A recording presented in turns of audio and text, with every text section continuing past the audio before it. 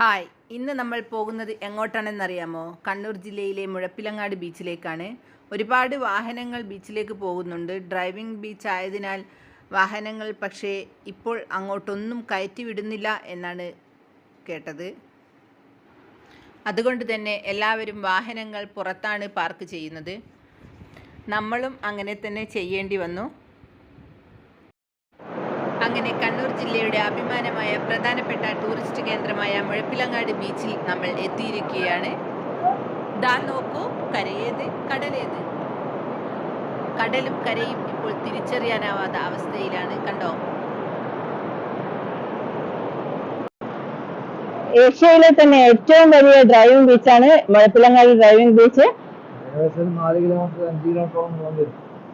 5 kilometre നീളമുണ്ട് അല്ലേ?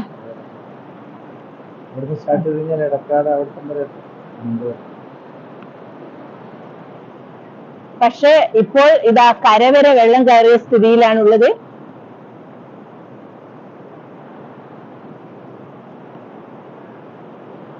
കണ്ടോ? കരയോട് അടുത്ത് തന്നെയാണ് ഉള്ളത്. ഞങ്ങൾ രണ്ടുപേർക്കും ഏറ്റവും ഇഷ്ടപ്പെട്ട ഒരു കടൽ തീരമാണ് ഈ മുഴപ്പിലങ്ങാട് ബീച്ച്. ഞങ്ങൾ ഇവിടെ ഇടയ്ക്കിടയ്ക്ക് വരാറുണ്ട്. കുട്ടികൾ ക്രിക്കറ്റൊക്കെ കളിക്കുന്നത് ഇതാ കടലിൽ നിന്ന് തന്നെയാണ്.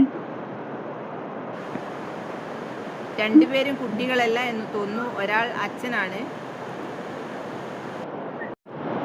ഇത്ര വെള്ളം കയറിയിട്ട് ഞാൻ ഇതുവരെ കണ്ടിട്ടില്ല. നിങ്ങളോ? അല്ലേ?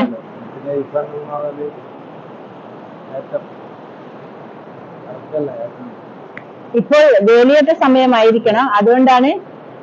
കാരണം നമുക്ക് ഒരു കര പോലും ഇല്ലാത്ത അവസ്ഥയാണ്. കണ്ടോ? കടലിന്ന് കയറി വന്നിട്ടാ ഉള്ളത്. പക്ഷെ എന്നാലും ഒരുപാട് ആൾക്കാർ വൈകുന്നേരങ്ങളിൽ ഇവിടെ വരുന്നുണ്ട് കേട്ടോ. കുറച്ച് കരയാണെങ്കിൽ അതിലൂടെ നടക്കാൻ. ഞാൻ ഒരുപാട് കാലമായി ഡ്രൈവിംഗ് ലൈസൻസ് ഒക്കെ എടുത്തിട്ട്. 10 വർഷമായില്ലേ?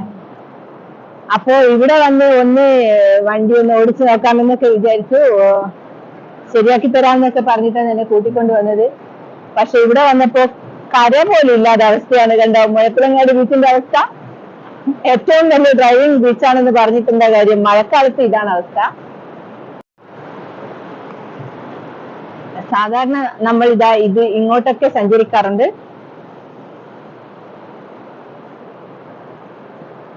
കണ്ടോ? പക്ഷെ അങ്ങോട്ടൊന്നും പോവാൻ പറ്റാത്ത അവസ്ഥയാണ്. കരയും കടലും ഒന്നായി തീർന്നിരിക്കുന്നു ഈ ബീച്ചിന്റെ. സാധാരണ നമുക്ക് ഈ കടപ്പുറത്ത് ഒരുപാട് കിലോമീറ്റർ ദൂരം നടക്കാനും വണ്ടി ഓടിക്കാനും ഒക്കെ സാധിക്കുന്നതായിരുന്നു. കണ്ടോ? ഒരുപാട് തീരം കടലെടുത്തിരിക്കുന്നു. ഇങ്ങനെ ഒരു അവസ്ഥ ഞാനും ആദ്യമായിട്ടാണ് കാണുന്നത്.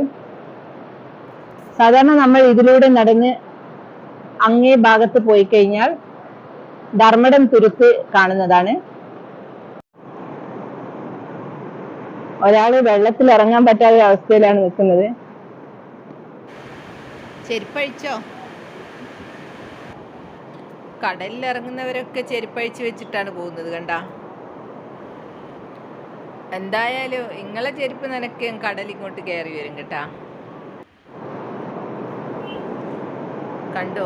എല്ലാ മനുഷ്യരും തിരമാലകളിൽ അവരുടെ ജീവിതം ആസ്വദിക്കുകയാണ്.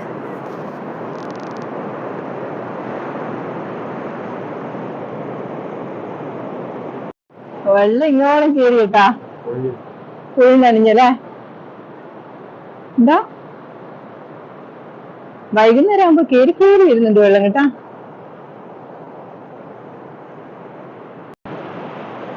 വൈകുന്നേരം ആകുമ്പോൾ ഇതാ കടൽ കയറി വന്നുകൊണ്ടിരിക്കുകയാണ്.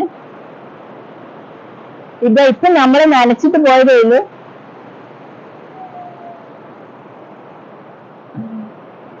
കയറി വരുന്നുണ്ട്. ഒന്ന് നോക്കിയാ.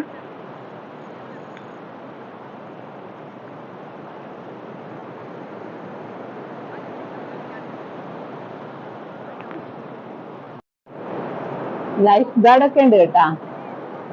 അതാ മഞ്ഞ ടീഷർട്ട് ഗാർഡാണ് ഇവിടുത്തെ ലൈഫ് ഗാർഡ്. കടല് രൂക്ഷമായി കൊണ്ടിരിക്കുകയാണ് വൈകുന്നേരം ആയതുകൊണ്ട്. അപ്പോൾ ആളുകളോട് അടുത്ത് പോകരുത് എന്ന് പറഞ്ഞുകൊണ്ടിരിക്കുന്നുണ്ട്. കാരണം കരയും കടലും തമ്മിൽ ഇപ്പോൾ യാതൊരു വ്യത്യാസവുമില്ലാത്ത അവസ്ഥയിലായിരിക്കുകയാണ്. ഇതാ നമ്മൾ കരയിലാണ് നിൽക്കുന്നത്, എന്നിട്ട് കൂടി ഇതാ നമ്മുടെ അടുത്ത് വരെ കണ്ടോ, അത്രയും അടുത്ത് വരെ വെള്ളം കയറി. ഇതാ ഇവിടെ കരയാണ്.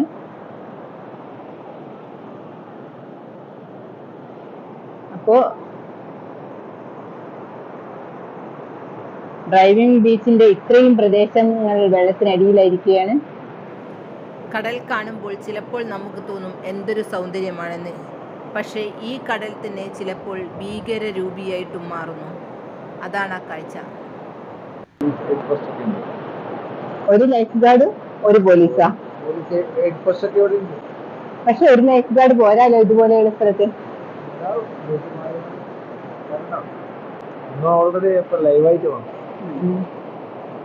അതെ, വെള്ളത്തിൽ ഇറങ്ങി കളിക്കുന്നതിന് അവര് പറയുന്നുണ്ട്. ചെരുപ്പൊന്നും കഴിക്കാതെ കൊണ്ട് നിങ്ങളെ നനക്കാനായിട്ട് കടലിൽ വരുന്നുണ്ട് കേട്ടാ. ഇതാ നിങ്ങളെ ചെരുപ്പ് നനച്ചത് തന്നെ, നനഞ്ഞല്ലേ. ഇതാണ് കടല്. ആ ചെരുപ്പിട്ടിട്ട് ഫുൾ നനഞ്ഞല്ലേ.